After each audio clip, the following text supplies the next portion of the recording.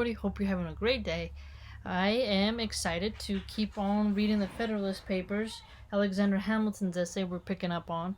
It was so thought-provoking what he's saying, and it's really trippy how you could totally apply it to what's happening right now. So, again, great political writers have a way of writing to where you can just see what their point is and see it openly in your current situation, and that leads to revelation. So, glad I'm reading this. Let's begin. This is an idea not superficial nor futile, but solid and weighty. It deserves the most serious and mature consideration of every prudent and honest man of whatever party. Notice this. So he's saying it's not superficial and it's not futile to examine how different encroachments on the military presence can lead to certain disruptions, and how different factions can lead to that as well, right? And a prudent person, an honest person, will be serious and mature in their considerations of what he's saying, and won't just be like, well, I'm a Democrat, I'm a Republican, I have to go this or that way. No, it's more than that.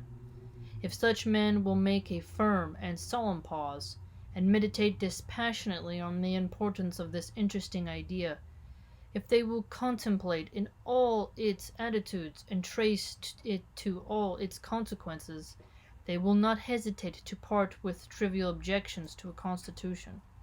So notice how he says, trace to the consequences.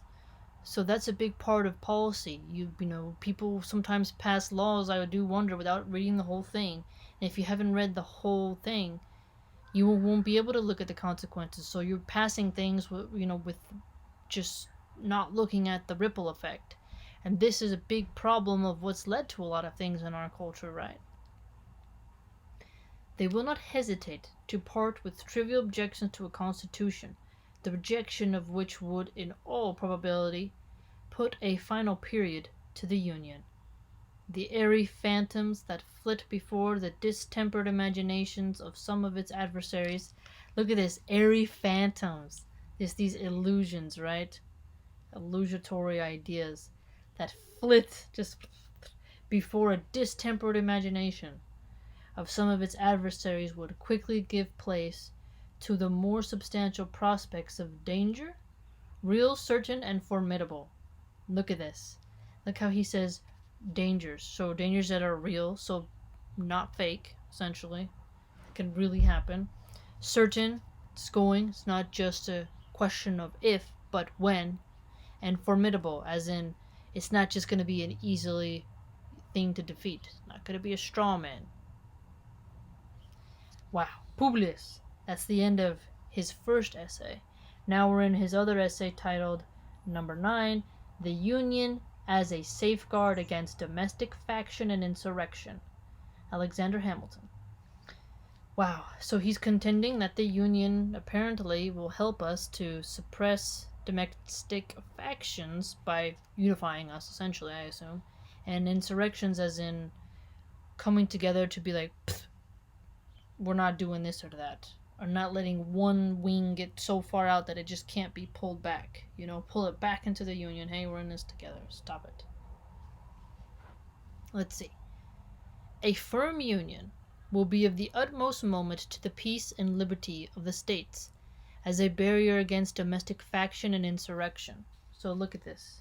The union that we speak of in the United States, I say it's dying. It pretty much is dead. And that is a big problem why we have so many domestic factions and insurrection going on right now. 26 days in a row so far. So he's not wrong. It is impossible to read the history of the petty republics of Greece and Italy without feeling sensations of horror and disgust at the distractions with which they were continually agitated.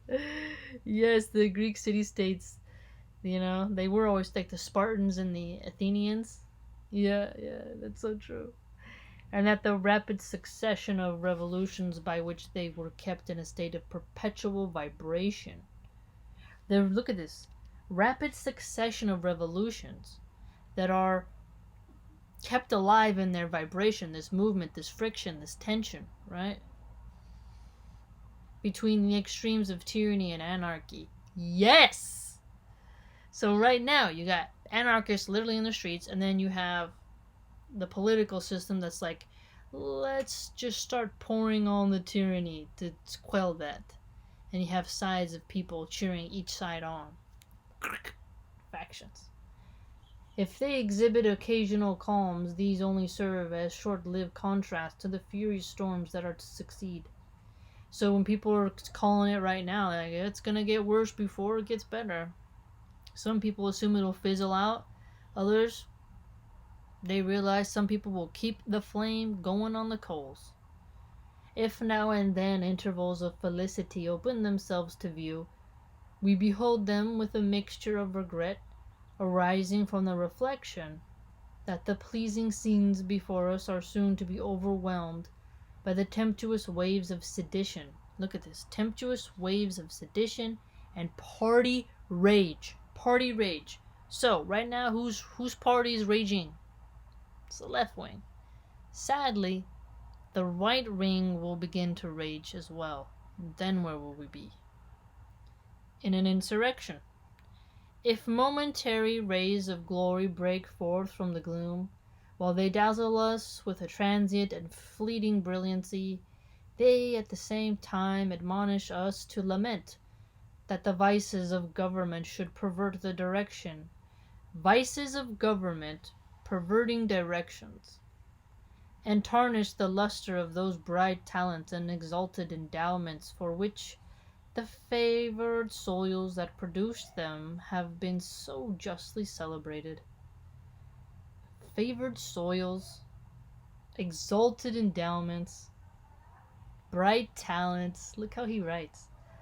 From the disorders that disfigure the annals of those republics, the advocates of despotism have drawn arguments, not only against the forms of republican government, but against the very principles of civil liberty.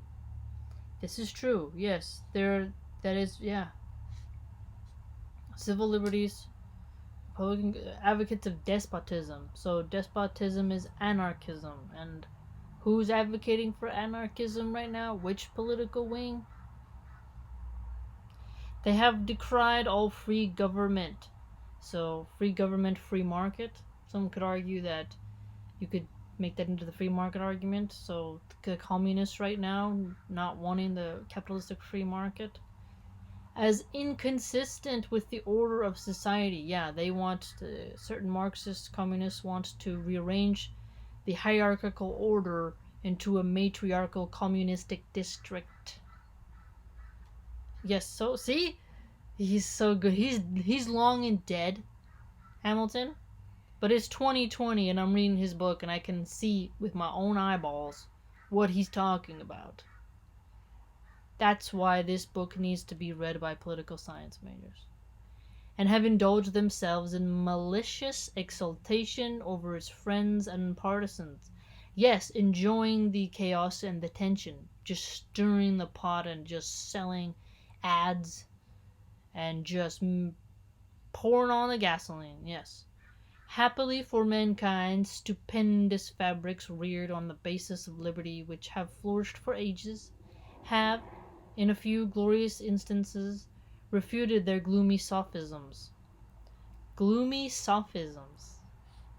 And I trust America will be the broad and solid foundation of other edifices, not less magnificent, which will be equally permanent monuments of their errors.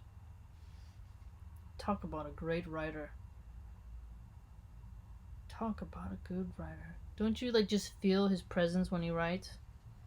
Favored soils, drawn arguments against the Republican government. So notice this, the anarchists versus the republics. Yes. And then this is just brilliant. After we finish this book, we should read a book by Lenin just to contrast it, or on Mao.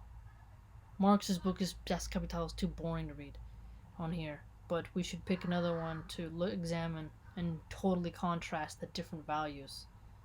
Be amazing.